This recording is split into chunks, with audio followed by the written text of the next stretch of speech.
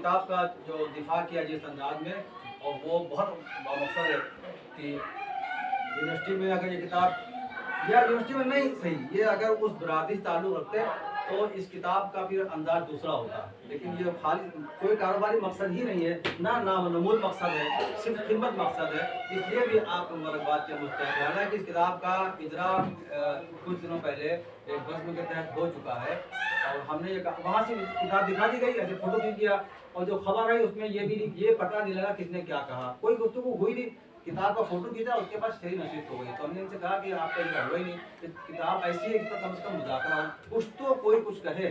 तो इसलिए ये कहीं ना कहीं के जहन में था, तो इन्होंने कहा कि चलिए ठीक है, चंद साथियों को इकट्ठा करते हैं, उनकी राय, तो उस हिसाब उसके तहत ये आज बाकायदा महफिल यहाँ जमा हुई। इधर से जब चलकर इरफान भाई रह गए थे, मैं आपसे चाहूँ कि आप भी अपने कुछ, आप एक लखनऊ के नुमाइंदा शोरा में आपका शुमार होता है।